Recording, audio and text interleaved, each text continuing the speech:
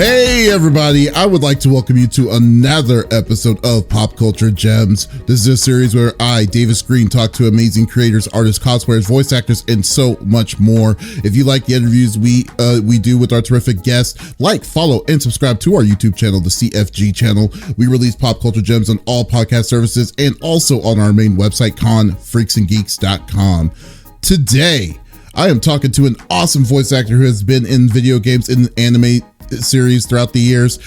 He has roles such as I can never say this name correctly, but Alhaitham in Genshin Impact, the Pokemon trainer Raihan in Pokemon Twilight Wings, and the powerful Chobi Aza in Hell's Paradise. And you can currently see him now in an anime series called A Sign of Affection, playing Aoshi Ahioki. I would like to welcome Nazeeh Tarsha to the show. How are you doing, sir? Hey, glad to be here. Man, every time when I see Alhaitham, I'm like, this is way too many vowels too close together. I can never get that correctly. I just never do it. Look, close enough is good enough. People will know what you're talking about. That's all that matters. Yeah, man, no, the Genshin Impact community does not, they don't mess around. So no, they do not. If you do, you're not wrong actually. So yeah, so just in case they come for your ass, it's Alhaitham. Yeah, Alhaitham, there you go. Yeah, so don't kill me, Genshin Impact community. I'm sorry. Oh man. All right, well, Eddie, let's get into it, man. So as always, I always like to ask this to all voice actors that come onto the show. What is your story? What got you into voice acting? So the long story short of it was that I was in college, and I ended up taking a couple of theater electives and whatnot. And over my summer, I needed to take a couple more classes in order to hit the requirement to get a loan. So I was like, you know what? I made friends with the theater elective. It was a general theater appreciation class or whatever. So I signed up for a couple of classes. One was improv, and one was acting for non-majors. And that was kind of when the bug bit for acting in general. And then not too long after, I auditioned into the program, first try, got in. It was a super, super prideful moment for me, and one that made me say, okay, you know what? I'm switching gears. I'm going to go into this as a career path. I feel like maybe there's something here. But you learn very, very quickly that it's a very look-driven field. And I'm 5'5", I'm short, I'm fat. I ain't getting no lead roles anytime soon on camera. So I think I was just sitting in my living room with a couple of my roommates when it kind of hit me that we watch these various various and shows and whatnot, and obviously playing video games with each other, and it kind of hit me that, oh wait, it's voice acting is a thing, a branch of acting, so maybe I can do that. And that's kind of when I started doing more research and getting more engrossed into the field of voiceover as an option, so that I could, find a more prosperous career than, just kind of being relegated to my appearance. And don't get me wrong, voiceover still has a little bit of that goes on too, of course, especially when you have the motion capture, the facial likeness and all that. But for the most part, I play a lot of either hot guys or really built as hell guys, and I'm just yeah, nah, that ain't me. That's my voice, but that ain't me, So I love that, because I was noticing that when I was looking at the list. I'm like, man, you have a lot of Hispandos under your list that you've been man, using. I'll take it, man. If you got a hot guy you need voiced, as long as you think my voice still fits that category, I'm always here for it, man. Do you remember the first role that you got, getting your feet wet into the voiceover? Yeah, so my first professional gig actually was on a live action called Swordmaster. So I had been taking workshops and whatnot, and through those workshops Um, I led into like personal coaching and or private coaching rather. And with the private coaching, it led, both of those experiences ended up leading to people referring me and recommending me to various directors, friends, engineers, etc. And Stephen Hoff, formerly at Okatron back then, he ended up bringing me on to do some bits, kind of get my feet wet. His wife, Terry, actually, who was my coach at that time, she ended up recommending me to him. I was like, hey, he's got some potential. He's got some promise. Throw him on some bits or wall or whatever. So I remember I went in and, it's super, super, super nerve wracking. It's like first session, first ever time doing this. And, as much as you take the classes and whatnot, nothing ever truly like prepares you for like the real world moment until you actually experience it and get it under your belt. So there was a little bit of an oh shit moment for me when, you're sitting in the booth and when you're slamming out like random bits, when people think voiceover, they think, having like a multitude of like wacky voices, going from like your super high pitched falsettos all the way down to your deep growly like orcs and whatnot. But when you're doing a live action, you're dubbing over humans. So that range immediately gets limited to something closer to this, where it's just like, okay, cool. You have to go to your higher and your lower, but not to the cartoony range of it. So, being put through the ringer then, where it's like, oh, so this is what it's like to be thrown on like things where it's like, you're not given a heads up on what you're recording. You're just like, okay, cool. Let's check out this dude. Yeah, he looks old. Go ahead and just like age up your voice a little bit. All right, cool. Done. Next guy. He looks closer to you. Just your normal voice. Great. Next guy. High pitch yourself just a slightly bit higher, maybe a little nasally or whatever. It's like, that was my first time like really experiencing the gauntlet. But yeah, my first time getting my feet wet was that live action. And then from there, Steven, he recommended me to various friends and folks, him and Terry. And that's kind of how I ended up getting into, at the time, Funimation. Through Joel McDonald, he brought me on One Piece, and from there it was just like, it's as you continue to do, presumably I did good work. Or in the very least, people liked working with me, I suppose. Whatever the reason is, I slowly started getting into other people's booths, started making more connections, more friends, and really, really long answer to say, here's where I am now. Well, no, I mean, that's pretty cool. I love it. I mean, it's just like, it just show. But I just like to show the progression of like, because I mean, don't get me wrong. I know there's certain situations where people who may not have been, that may have not have gone to school specifically for voice acting, or let alone, most voice actors have like a theater driven background, but there have been circumstances where people didn't have that, and then you see them become successful without getting to that point. I just love that progression, that it's like, it shows that it's not, it just didn't fall in your lap. It's something that you actually have to work on. It's always cool. That's the interesting thing about this field. You have, and I've seen my own peers guilty of it. I've been even guilty of it at some point earlier on. But you see a lot of these, what feels like overnight successes, where all of a sudden they're the lead of every show, or like they're just major character after major character. And you're like, what the hell? Where did that guy even come from? Or, like, what did I do wrong or whatever? But the thing that you come to learn and realize is, you don't know what a person's path truly entails, kind of like what you were touching on, and that we all have different walks of life. And the terrible thing about the internet and social media is that it's essentially just a highlight reel. Like, you go on my thing, on my resume and whatnot, and you see that I've just, anime after anime after video game after video game. Then I do a shit ton of commercials that's not even like listed and whatnot. But like, unless you actually talk to me and know that's like, yeah, I got my theater degree several years ago. I mean, practically a decade ago at this point.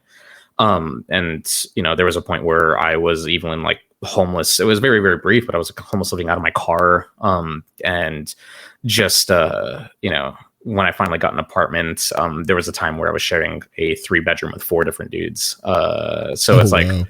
so it's like everyone had a bedroom except me. I was like living in the living room, but like I relegated like a small part. I put up curtains and I made like a makeshift room, so to speak.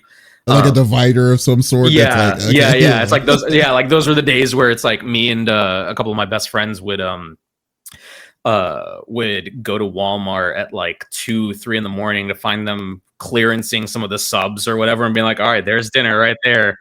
You know, barely, you know, having to like pull up our bank accounts. It's like, all right, cool. I got 129.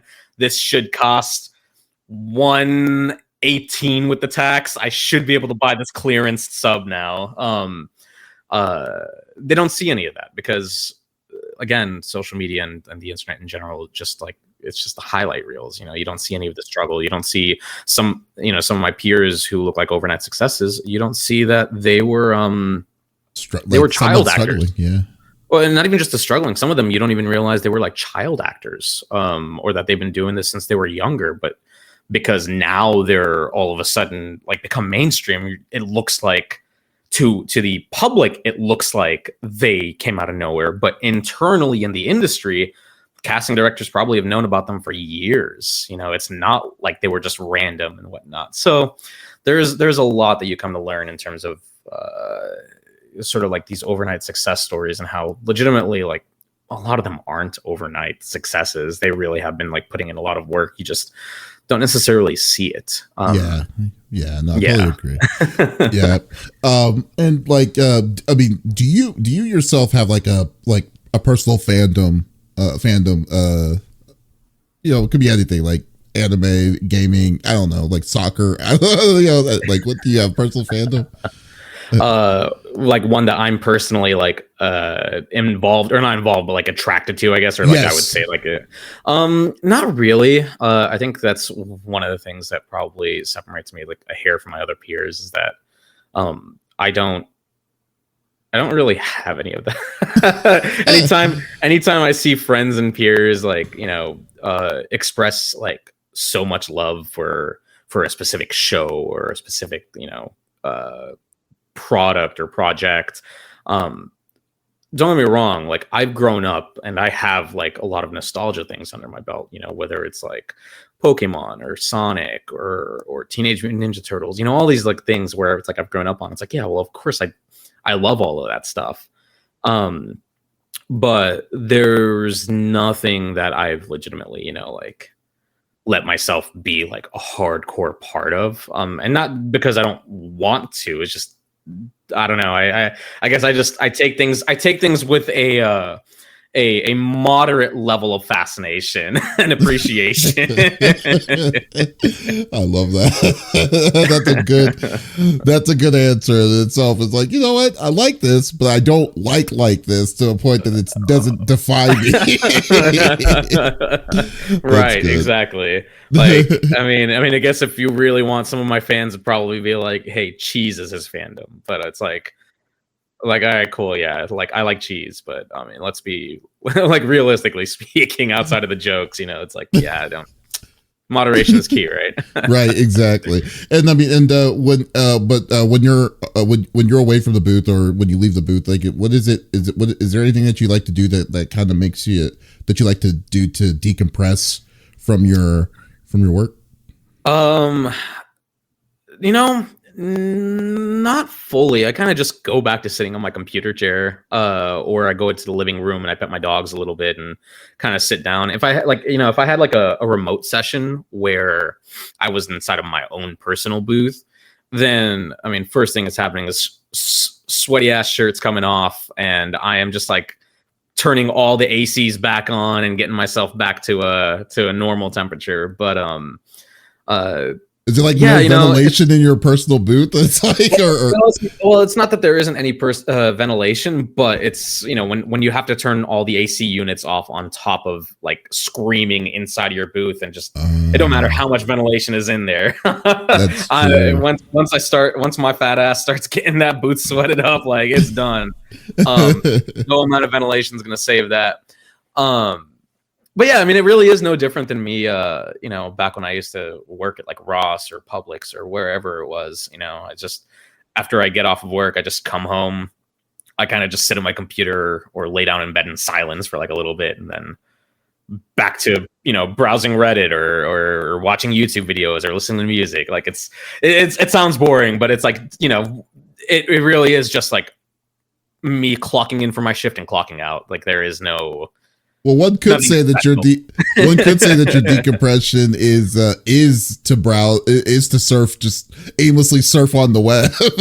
Sure. In that case, man, I'm decompressing a lot. I will tell you that. It's like, you know, it's like I'm just going to look around, just peruse around the internet and see what's out there, you know, because that's like, but you gotta be careful sometimes, because sometimes actually it's a good way to kind of segue to the next question here, because I would have to say you're one of the bravest people to go into a subreddit on a character you played and like and have the folks say about like the folks to criticize the performance itself. Like, I mean, like I was like, usually you don't see a lot of people doing that because they don't want to hear that crazy feedback, especially on the subreddit. But like, do you usually get feedback by lurking in forums like that, or is it just like something you have to be in the mood for it or so?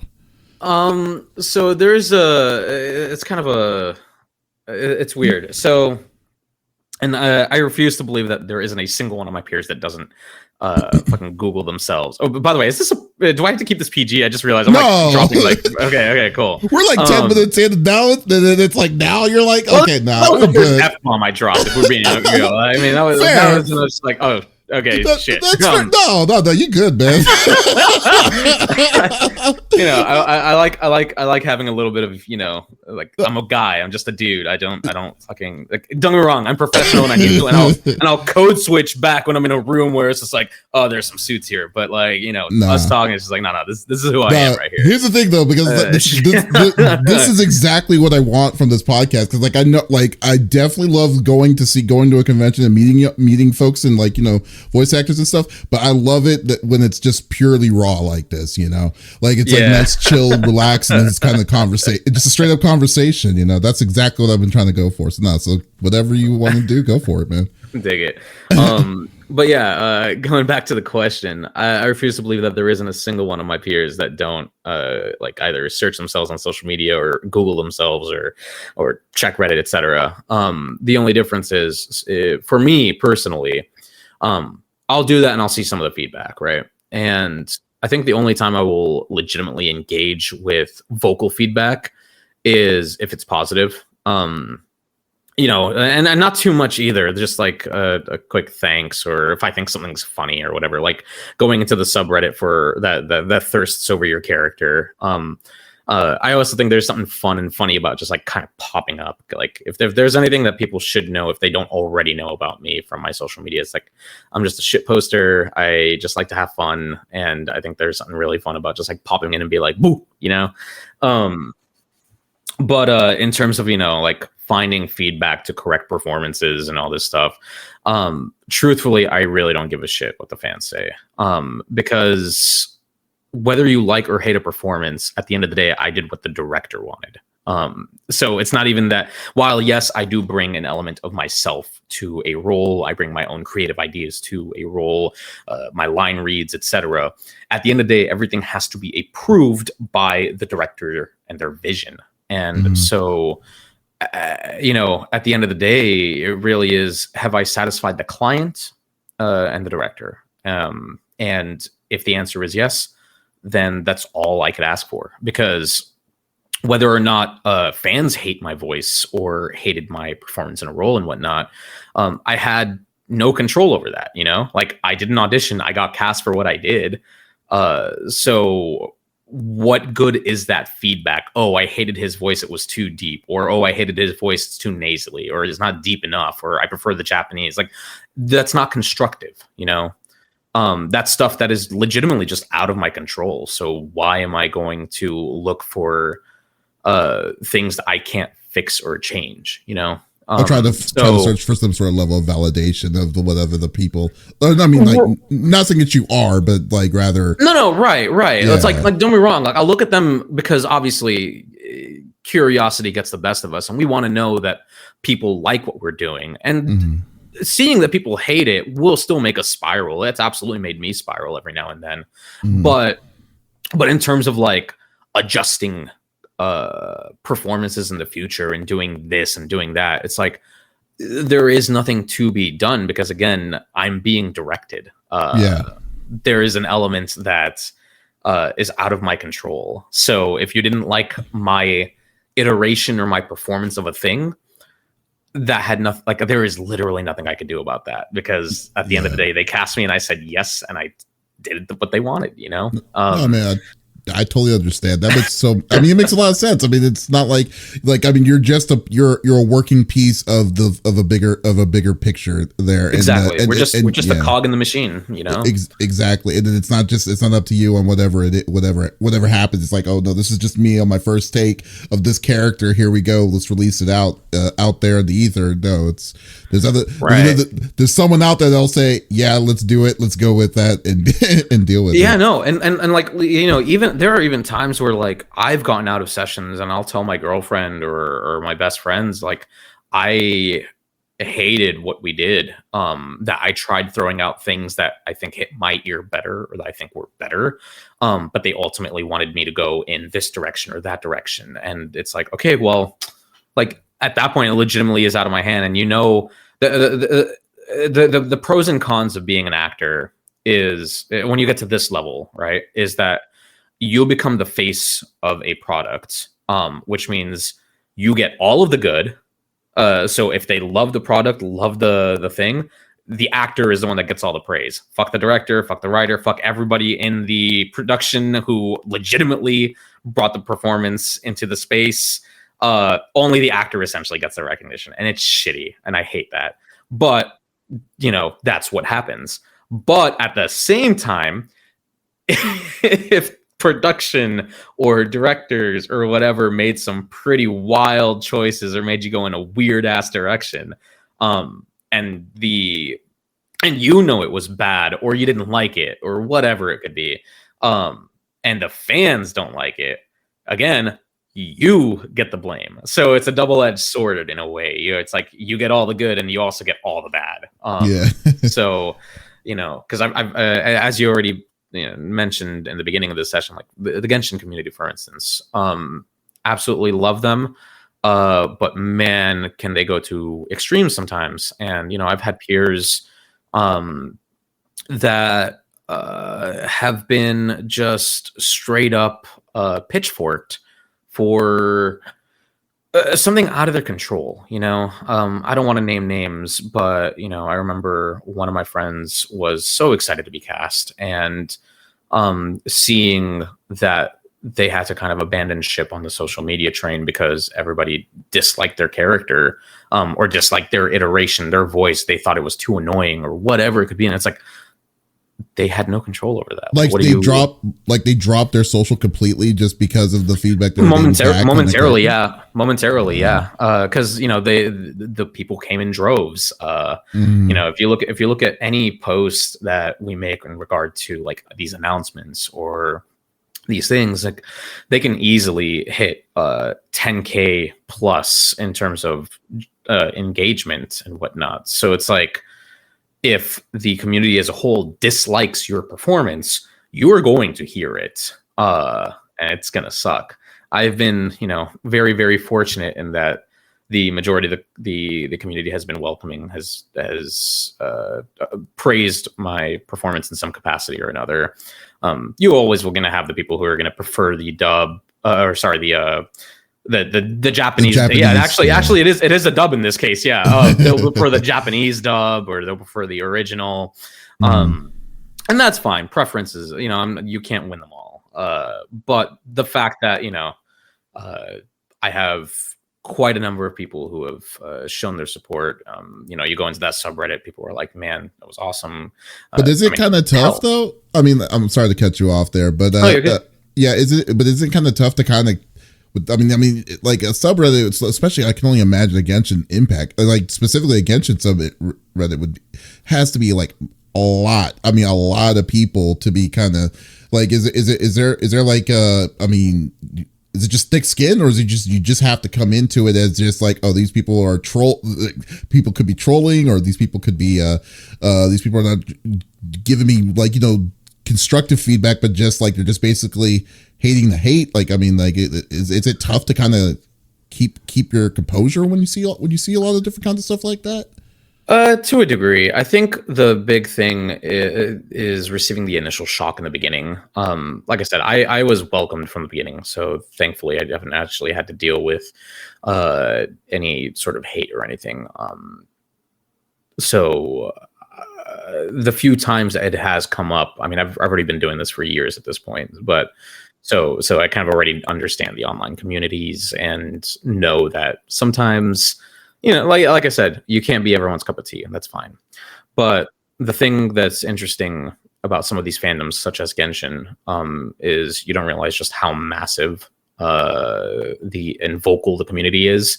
So, and we don't have any sort of training, you know, like we're voice actors. We're not like AAA celebrities or camera actors or anything. Even the most celebrity voice actor is probably on the same scale of like a D-list camera celebrity. You know, it's like the levels are just that drastically different when it comes to voiceover as a medium versus like camera acting. So we don't have anyone to sit there and tell us how to navigate PR, how to handle online stuff, or to not even interact with it at all. Just have like a PR agent deal with everything and do it. Like, we don't have that. We're not big enough to do that.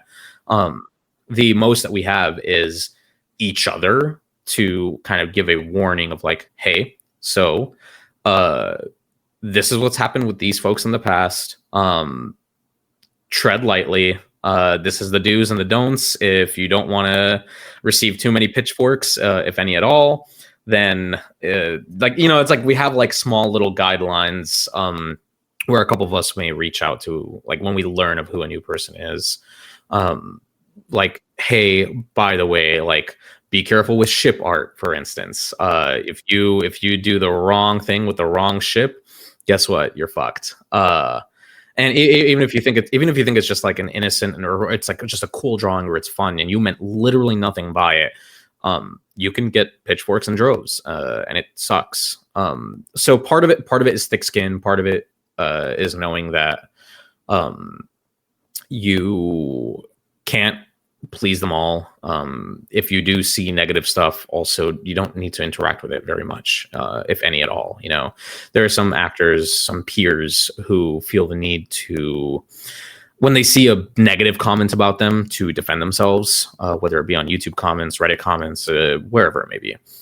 And I think it just speaks to having way too much fucking time on your hands. You need to understand that, hey, that person, you don't need to convince them to like you, man. They don't like you, and it's really as simple as that. Don't dwell. Like, you know, I can go to any of my peers and ask them, what do you think of like so and so's performance? Not even like not even in regular stuff, in our stuff, but like, you know, talk about like a camera performance or a movie from 10 years ago, 15 years. Like, everyone's qualified to their opinion. Like, oh, I love this actor in that. I hated that performance. I like that performance. It can clearly act, but they were led astray. You know, it's like, you don't have to like a person's performance. So it's no different for the fans either. They don't have to like you. As long as there are boundaries and, you know, a level of respect is had, then great. That's all you need. But yeah, and don't get me wrong, I get it, especially when you start seeing much more negative than you'd like online. It's a little harder to shrug it off. Because at the end of the day, we are just people.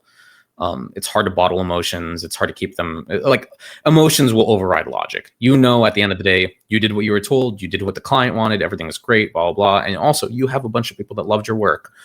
But, you know, for all that I'm talking, I do acknowledge it is a lot harder to just shrug off too. Because, I mean, who likes seeing that these people like really fucking hated you or your performance or whatever? It's like, no one likes that. It's easier to shrug off sometimes than others. But that is the thing. Like, part of it's thick skin. Part of it is just kind of learning to live in your own like zen little bubble, and understand that the online consensus it holds very little weight compared to what your actual bookings and your industry peers think, because at the end of the day, let's say you have an actor who's received a lot of online hate for a performance, but they're still working, they're still getting role after role after role, then who gives a shit, like you're still succeeding. You're definitely better off where you're at before. I mean, you're at a good platform that you're able to doing what you're doing that you love to do. So yeah, definitely understandable. Man, golly, Nazeeh, you're like the most realist person I'm talking. I love it. I'm no different at conventions either. I just Oh, I love it. I am what I am. yeah, I love it. But the big, let's get to I guess more positively. Let's say this. Sure. Like, do you have like a dream role you want to that you like to play or want to play? Is there anything out there that you would love to have a chance to take your crack at it? I don't have one per se. Again, there are franchises that I love. Like, I'd love to be given a crack at like the Sonic franchise, for instance. What character would you be in Sonic if you did? Shit, give me Sonic, baby. I think Shadow is super, super cool and fun. I mean, there's so many fucking cool characters. So, a gun to my head to only pick, I'd probably say Shadow or Sonic. Depends on how I feel that day. But I'm not even going to say just one. I'm just saying, you can have more than one dream role. For sure. Like there are roles that I'd love to have a chance at. But like nothing where I don't have posters of this character or like plushies or anything. Like, again, I don't do that. It's more just it'd be cool if I was, I don't know, if I played a villain in the Batman universe. It'd be cool if I played a villain in the Spider-Man universe. It's like I have those kinds of things where it's like, yeah, of course, but who the fuck doesn't? It makes me laugh every time I see those Reddit or not thread, those Twitter threads from some of my peers where it's just here's my dream role and blah blah blah blah, and I'm like, man. Yeah, same. Who the fuck doesn't want to be in that project? Oh, sorry, because you said it out loud, it's going to happen. That was my mistake. I should have been more vocal. It doesn't work that way. There's something funny about online campaigning to me, where it's just no one gives a shit, man. I'm shut up. Of course, I think my other favorite is when those threads come around and people will put a character for what's probably going to be the next big anime or the next big property or some shit. Mm-hmm. I'm like, shut the fuck up. That's gonna be a dream role for all of 2 months, and then once it gets cast, it's gone. That's it. Yeah, my dream role is also the next big project. Who would have fucking thunk it? Oh man, that is funny. I'm telling you, man. That is hilarious.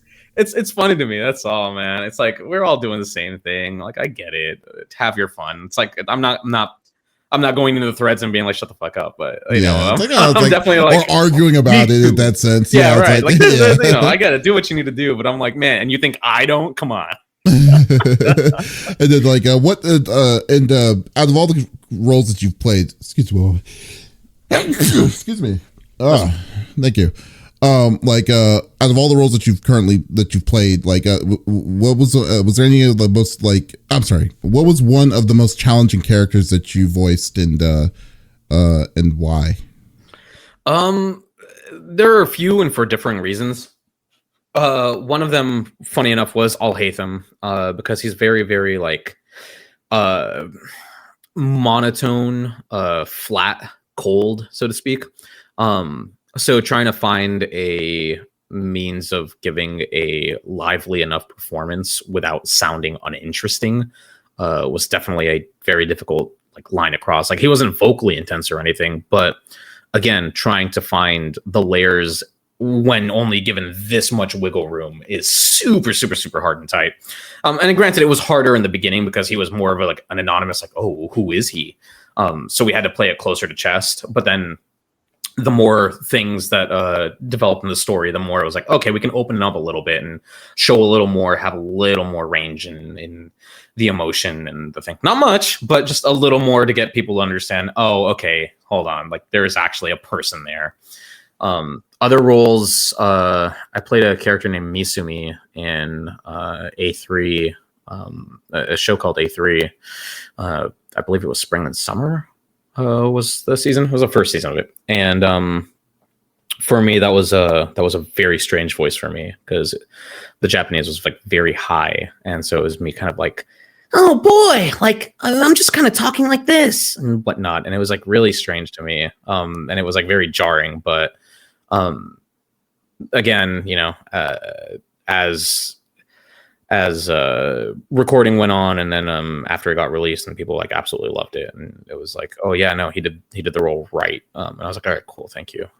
That's all I can ask for. And I guess the last one would be I'd probably kind of give Chobe an honorable mention for no other reason than scratching the hell out of my voice, because doing some of those screams and going nuts, because for that one it's like, while Misumi's like all up high and like partial falsetto and stuff, like that one is just like, yeah, you know, I'm just kind of like rasping up the voice and screaming and attacking, and oh like, god, jeez, man, yeah, your like, voice.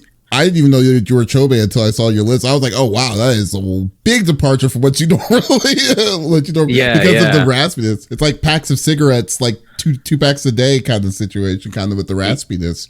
Yeah, and don't get me wrong, it's I love doing that voice. And I actually obviously NDAs, but I'm using that voice or a similar enough thing now. Like I'm starting to get like my typecasts are becoming either like hot guy or like vocal gremlin, I guess, for lack of a better word. And I mean, and I couldn't ask for better type. I'll take it. As long as I still have a voice, I'm more than happy to wreck it. That is true. But like I did interview Marissa Duran in December, and we were kind of geeking out about Hell's Paradise quite a bit about it, and hopefully I'm crossing our fingers we're going to get hopefully there's a second season coming on that one. But like you like you said, you played the violent yet loyal, like as a Chobe Aza, but this character seemed a lot different than what you normally do. Like from like you were saying, either husbando level or what's called goblin. right. Yeah. Like how was your experience? Like overall, the experience just playing him. Like how was your experience playing that character itself overall? I mean, it was super, super fun. You know, I think there is a level of us inside of us that always wants to do kind of like those unhinged characters, right? Or, you know, violent, or where you kind of just get to do that sort of like psychopathy in a way. So having a character where I could legitimately just, you know, it's essentially just scream, kill, murder, laugh at all of it, and just kind of be that like that fun unhinged performance, rather than like there is no such thing as a wrong choice when it comes to those kinds of characters. I mean, there is, but you've got to be really bad at acting to come across that. But you know, being able to kind of like just no limits, just go for it. Super, super, super fun, super rewarding. And it was one of the few times where I finally got to kind of use that voice. I mean, it's always been there. It's just, you know, when you get audition specs and whatnot, there are very few times where that kind of a voice comes into play, you know. But luckily, you know, I starting to build up the reputation of where my voice lies, and kind of the boundaries of what I can and can't do. So, and people have been recognizing that. Like I said, I just got cast in a project right now that I'm working on where I'm using that similar voice. And it's super, super fun. I absolutely love it. Yeah. Like I said, vocal shredder, but absolutely love it. Oh yeah. Well, like one of the things I'd say that character is probably the closest to being a villain. Like, because most of the, they're I guess they're technically antagonists, but they're not antagonists because they're technically criminals, but still, it's like it's the closest that they could kind of be to be a protagonist than I've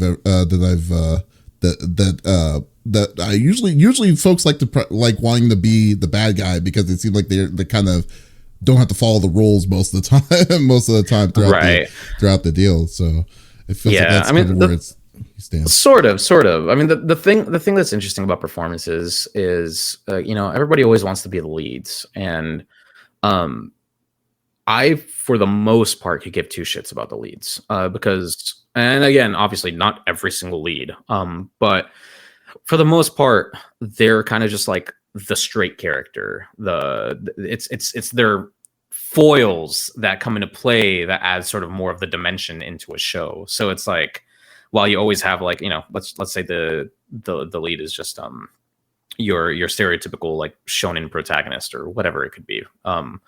Again, they're generally the straight man. So it's like, while yes, there are some comedic elements to be had and whatnot, there is still like a boundary to play that character. Meanwhile, like the antagonists that come across, or the rivals, or the secondary characters that become friends, like those characters generally have the more the funner traits, so to speak.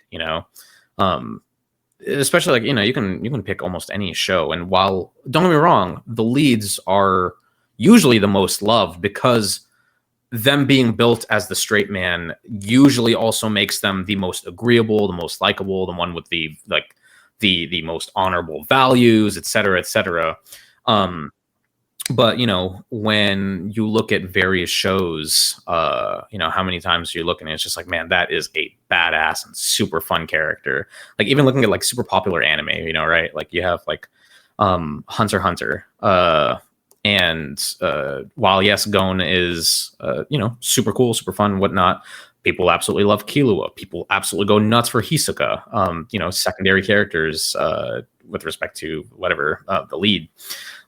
You look at Naruto and people love yes, they love Naruto, but they also really love Gaara. They love Orochimaru. They love Sasuke. They love all these different characters that come into play. The supporting cast, yeah. So it's like for me, I've told like many people, it's like I don't care whether or not I get the lead, as long as if I am given a lead, I just want it to be an interesting lead, not like a one-dimensional sort of character. Otherwise, last example, if you look at like Demon Slayer, like Inosuke for me steals that almost every scene that he's in, or like in the entertainment district when they had Tengen, like that guy was so fun and flashy and badass, and it's like, yeah, screw Tanjiro. I don't give any shit about him. Like, let me see these other guys, So yeah, kind of building on what you were mentioning, like while there is something to be said about the playing the leads, it's usually the characters that support and are surrounding the lead where that get the more interesting qualities. Because again, the lead generally has to be, straight and narrow to the straight and narrow, and it's like, yeah. No, I totally understand. It's like that's why some of the series like the certain series that like you were saying, like with Naruto, but like I know like My Hero is probably the biggest one in my currently right now, because it's like, yeah, people like the dude, but they like the dude, but like there's so many more interesting people in that whole library of that series that's like way better than what people care about. Absolutely. Yeah. And some characters that have like so little screen time, but all of a sudden are like stealing hearts. I mean, One Piece is an even bigger example of that, where it's like, yeah, everyone loves the main cast, but like you get a character like Shanks come up, or Mihawk, or Katakuri, or Odin, who was essentially just flashback characters, and he's like fucking top 10 or 20 in terms of people's like favorites. Like that's just the way it works. Yes, the interesting ones are always surrounding in some capacity. It's actually kind of funny, true story. One of my my girlfriend at the time, like hated watching One Piece because how long it is, because it took forever. I mean, we're there like almost 1,100 episodes now. Yeah. So like it took forever. So like so she finally found an episode like that got her, like the reason why she wanted to watch the series was because she finally saw an episode of I think his name is Katakuri, the dude who loves eating donuts. Yeah. 19-foot tall dude, and then like he decided like she fell in love with this dude that it forced her to kind of wanting to watch the series all the way up to that point, to be like, oh, this is really cool. It's like, you know what, the cast is already strong as it is, but when you have a random baddie that comes in one season and decides to say, hey, this is the reason why I'm going to go watch 1,100 episodes of an anime, it just shows the power of all of that. So no, I totally agree. I mean, I totally agree with you. It's like the lead is the lead, but no, it's more interesting to have. I think if you have interesting side characters or characters that are like really cool in the deal, I would definitely be proud about doing a role like that on the side any day. Oh yeah, absolutely. All right, and also you voiced like the two biggest characters that you voiced that have like a ridiculous fan base in my opinion is Al Haytham. So you got that right. Look at that. I'll hit them in Genshin Impact and Raihan in Pokemon, Twilight Wings. Like, what was your reaction when you heard like about the extreme popularity of these characters? Like, I mean, when you seen I've seen fans fictions. I've seen like a lot of really crazy stuff about these two characters. Like, what was your your reaction to all of this when you saw or heard about it? So funny enough, Raihan, I didn't actually care about any populator related things. That was just like, yo, shit, I'm in Pokemon right now. Like, what the fuck? You know, like don't get me wrong, like I saw a couple of like the fan arts and I saw a little bit of the popularity thing, but that one was more just a title thing than it was a character thing. Because there was, you know, again, that like major nostalgia factor to it. With regard to Al Haytham, that one I saw grow from the start, because, you know, I was already cast as him and recording while people were still leaking like, oh shit, here's his shoulder, oh here's his like ankle or whatever. It's like no one had like a complete unblurred image or anything. And meanwhile I'm just like, interesting, like y'all are geeking over like scraps right now. Interesting. They had like a 5-minute YouTube video reaction of the person's shoulder. Like legitimately, it was kind of funny. And then you know, as more got revealed and as they finally like came out, and as they like there was even like one of the initial trailers where I was finally revealed as the voice actor through the fucking YouTube description. He still wasn't shown in it, I don't think. I could be wrong. There might have been leaks by that point. But like officially it was still like in the dark, I believe. And you know, people finally like taking the like the full body leaks and also when they finally got the official image and seeing that blow up as it did was kind of insane, actually. It only added that much pressure into hoping that the fans liked me, because again, you know, as mentioned earlier, you incur the wrath of the fans, you're fucked. But it was that one I got to see unfold in real time, just all of the the extreme likeness or the extreme liking rather that the fans were taking to this quote unquote feeble scholar. Did you find that interesting, or like, I mean, like that's what's sad. Well, you were at ground zero with all this, yeah. Of course, yeah. No, of course I found it interesting. I mean, I grew up on the internet essentially. You know, I've been here from day one practically, so that kind of stuff, it doesn't phase me. It's not like you know, I'm like, oh egad, heavens my heart, I can't take it. It's like no, it's like, oh, y'all are really down bad right now. That's kind of crazy. But like nothing I haven't seen before, you know. So for me, it was more just like a badge of honor, I guess, to have that. I even had like friends that were sending me some of this fan art, kind of like poking fun, or it's just like, yo, they really fucking like your character, and I'm like, yeah, they do. Yeah. I mean, also, don't pretend. Also, I was also like, don't pretend you saved that picture just to send me. I know you saved that to your phone. That's your wallpaper lock screen. Right, exactly. It's like, yeah, you're just using this as a cover. Shut the fuck up. It's like, don't worry. It's like, no, I just found it. I promise. Oh no. Oh man, that's cool though. I mean, I just find it very funny. It's really funny and fascinating when I see stuff like that, and I'm just like, wow. It's like, I didn't think it's weird because like you don't think, especially like with Genshin Impact, there's just a huge like character roster that's just growing. I mean, they're in their third or fourth year now, and like to say that people are going to love a character or hate a character is like, it's hard to say. But to say that someone's have straight up hype for like specific characters even before they come out is quite interesting. To like, oh wow, what makes this person like the husbando of the year for you? I mean, it's definitely luck of the draw. I definitely got super lucky on that. It's just he definitely, like you said, there's a chance that he could have just flown under the radar, but the fact that he was built up as this kind of like huge character, and the fans took it, ran with it, and obviously as more content gets released, he'll fall down in the tier list in terms of people's preferences and whatnot. But I still think he's like, I mean, once you hit in that sort of like the top 10, top 20 like husbandos kind of a scenario, it's like, I don't think you're necessarily falling off. So yeah, like I said, luck of the draw. Are you? Was he an NPC or was he actually a draw character? I'm not. Yeah. Ultimately, he's playable. He's playable. So, okay.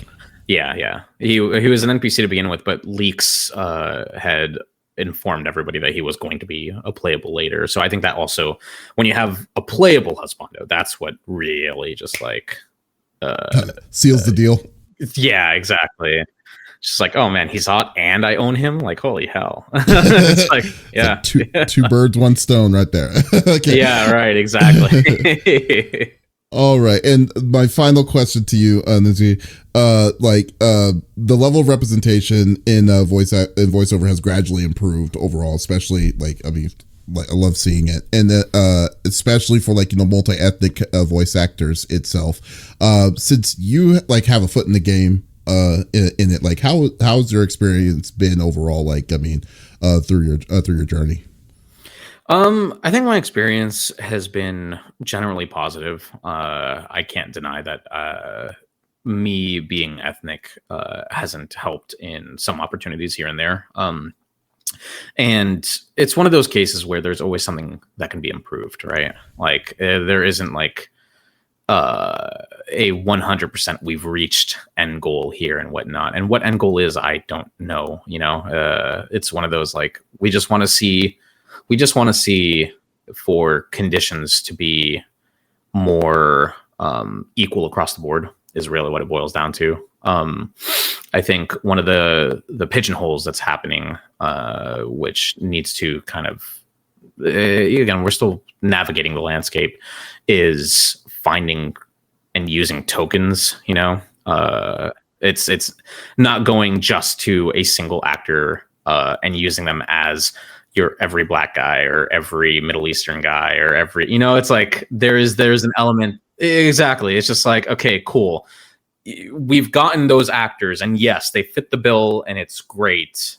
However, there are others. There are more.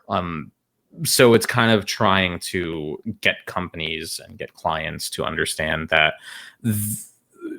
having their favorite token isn't an answer either, using myself as an example, or it's just like, if there is a Middle Eastern role, I probably get an audition for it. Do I land them all? Of course not, obviously not. But, depending on the client, depending on the company, I probably have more consideration than others because of my tenure with said companies or clients or friends or whatever it could be. And so it's like, don't get me wrong, a paycheck's a paycheck and I'll take if it's given to me. But there is that element of there is more than just me. There is, numerous individuals in the industry that just need to be given the chance to build up their skills to be at the level where me and some of my peers are at, because it is hard. Sometimes it is we'd love to give that opportunity, but there is still a level of meritocracy to this. You still need to have your skills up to snuff and be able to act. And, it's kind of finding that balance of getting more actors in and getting their feet wet and kind of building them up, because as many classes as you take, again, it's no substitute for actual experience. I didn't get to where I was without the past couple of years, mainly the pandemic and the remote recordings and everything. I got my feet so wet. And because of that, I constantly learned and got better. And now it's like, I am a completely different actor than I was 3 years ago. And it's all thanks to the experience. So is it in an okay place right now? I think it's okay. There are absolutely concerted efforts in terms of getting more POCs, more ethnic actors, people that fit the bills and whatnot. The main thing is just kind of learning to navigate tokenization, preventing that, and also shoehorning people only into their specific categories as well. Because I feel like in a weird way, we've kind of gone back to full circle where some actors will only be considered for roles of their ethnicity. And there is a give and take to this, right? Where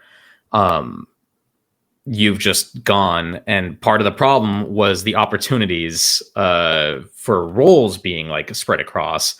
But what the answer is, I don't know. It probably is like creating more diversity in the characters and cast themselves. That's really what it boils down to, in terms of having actors brought in and being able to spread the wealth and whatnot. Because as of right now,